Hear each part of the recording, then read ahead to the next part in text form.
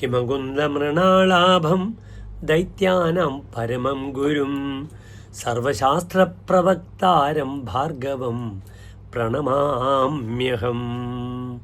ദൈത്യന്മാരുടെ പരമമായ ഗുരു അസുരാചാര്യൻ. പരമമായ ഗുരു ആചാര്യനാകുന്നു, അസുരാചാര്യനാകുന്നു. ആ അസുരാചാര്യനായ ശുക്രൻ എനിക്ക് എല്ലാ സൗഭാഗ്യങ്ങളും നൽകട്ടെ. ഭൗതിക സുഖത്തിൻ്റെ പൂർണ്ണതയെ പ്രതിനിധീകരിക്കുന്ന ഗ്രഹമാണ് ശുക്രൻ.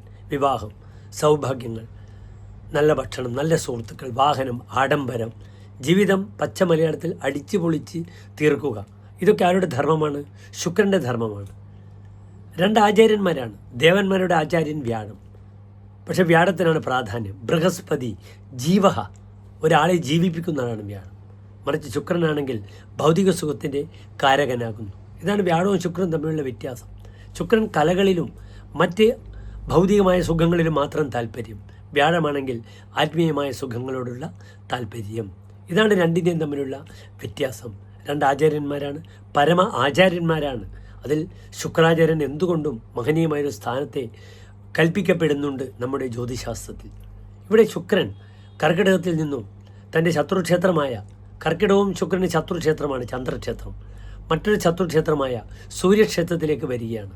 പക്ഷെ കർക്കിടകത്തിലെ സൂര്യൻ പ്രബലമായ ശോകത്തെയും മതത്തെയും ഉണ്ടാക്കുന്ന ശുക്രനായിരുന്നു. പക്ഷെ ചിങ്ങത്തിലെ സൂര്യൻ ഹരോ യോഷാർത്ഥാപ്തിഹി, തനിക്ക് സ്ത്രീധനം കിട്ടും, സ്ത്രീകളിലൂടെ ധനം വരും, സ്ത്രീകളെ കൊണ്ട് തനിക്ക് ധനമുണ്ടാകും. പ്രവര യുവതിഹി, തൻ്റെ ജീവിതത്തിൽ ധാരാളം യുവതികൾ വരും. മന്ദധനേഹ, ഇത്തിരി മന്ദനായ സന്താന യോഗവും ഈ ശുക്രൻ നൽകപ്പെടും. ചിങ്ങരാശിയിൽ നിൽക്കുന്ന ശുക്രൻ. ഏതായാലും ശുക്രൻ ചിങ്ങരാശിയിലേക്ക് പ്രവേശിച്ചു കഴിഞ്ഞു. 29 ദിനങ്ങളാണ് ശുക്രൻ ചിങ്ങരാശിയിൽ നിൽക്കുന്നതെന്ന് അറിയുക. അതുവരെ ഓരോ രാശിക്കാർക്കും ഉണ്ടാകുന്ന ശുഭാശുഭ ഫലങ്ങളെയാണ് നാം നിരൂപണം ചെയ്യുന്നത്. ഏതായാലും ശത്രുക്ഷേത്രത്തിലാണെങ്കിലും ആ ശുക്രൻ അവിടെ ആചാര്യൻ പറഞ്ഞിരിക്കുന്ന ഫലം, ആശ്രയ ഫലം വളരെ നല്ലതാണ് എന്നറിയുക. ഭാര്യയിലൂടെ നല്ല ഉയർച്ചയുണ്ടാവുക. അപ്രകാരം തന്നെ സ്ത്രീജന്യമായ, സ്ത്രീകളുമായി ബന്ധപ്പെടുന്ന കർമ്മമേഖലകളിലൂടെ തനിക്ക് ധനം സമ്പാദനം ഉണ്ടാകുവാൻ, ആർജിക്കുവാൻ കഴിയുക തുടങ്ങിയ പ്രത്യേകതകളെല്ലാം തന്നെ ഈ ശുക്രൻ ഈ 29 ദിനക്കാലം പ്രദാനം ചെയ്യുമെന്ന് അറിയുക. അത് കഴിഞ്ഞാൽ പിന്നെ ശുക്രൻ കന്നിയിലേക്ക്, തൻ്റെ നിജക്ഷേത്രത്തിലേക്കാണ് പ്രവേശിക്കുന്നത്. എല്ലാ പ്രിയപ്പെട്ട പ്രേക്ഷകർക്കും ഈ 12 രാശിക്കാരുടെയും ഫലം സവിസ്തരം നാം പ്രതിപാദിക്കുന്നു, ചർച്ച ചെയ്യുന്നു. ശ്രദ്ധിക്കുക.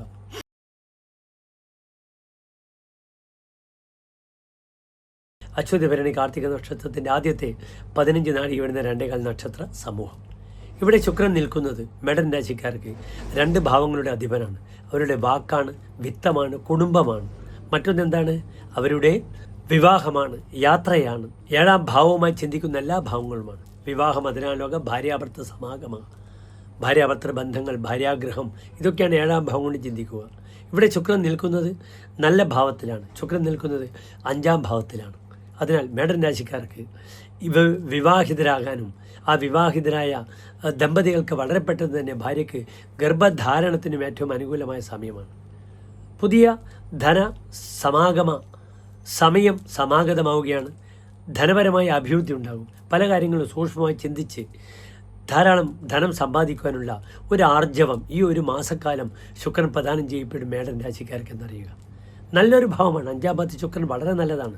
സുപുത്രേ ബിഗിമെസ്സേ ശുക്രോന്ന പുത്രേ, 5ൽ ശുക്രൻ ഇല്ലെങ്കിൽ നല്ല മക്കളുണ്ടായിട്ട് കാര്യമില്ല.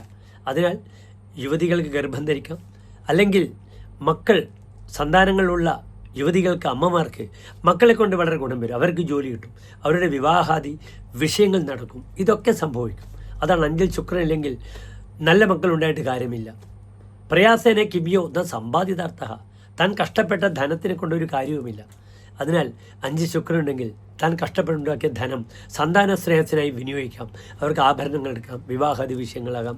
അതിനുമപ്പുറം അവരുടെ ജീവിതത്തിലുള്ള എല്ലാവിധ പഠനം മുതൽ എല്ലാ കാര്യങ്ങൾക്കും കരുപ്പിടിപ്പിക്കുവാനുള്ള ഒരു ക്ഷേമുഷി ആർക്ക് പ്രദാനം ചെയ്യപ്പെടുന്നു? മേടൻ രാശിക്കാരായ മാതാപിതാക്കൾക്ക് പ്രദാനം ചെയ്യപ്പെടും ഈ 5 ശുക്രൻ നിൽക്കുമ്പോൾ.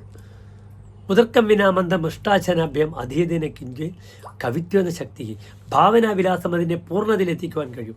അതിനാൽ എഴുത്തുകാർക്ക്, ലേഖകർക്ക്, പ്രഭാഷകർക്ക്, നല്ല ഗാനരചയിതാക്കൾക്ക് ഒക്കെ തന്നെ നല്ല അംഗീകാരം, അവരുടെ കൃതികൾ, സൃഷ്ടികൾ സമൂഹത്തിൽ വിലയിരുത്തുക, അതിലൂടെ അവാർഡുകൾ ലഭിക്കുക. മേഡം സഞ്ചാരരാശിയാണ്, അതിലൂടെ സഞ്ചാരങ്ങൾ തരപ്പെടുക, മുതലായ പ്രധാനപ്പെട്ട കാര്യങ്ങളൊക്കെ തന്നെ ഈ ശുക്രൻ പ്രദാനം ചെയ്യപ്പെടുന്നു.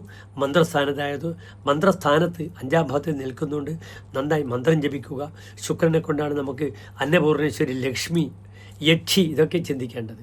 അതിനാൽ നല്ല ദേവതാ വിഷയങ്ങളിലേക്ക്, ധർമ്മദൈവ സങ്കേതങ്ങൾക്ക് അന്നദാനം ചെയ്യുന്നത് വളരെ ഉത്തമമാണെന്നറിയുക. നന്ദി, നമസ്തേ.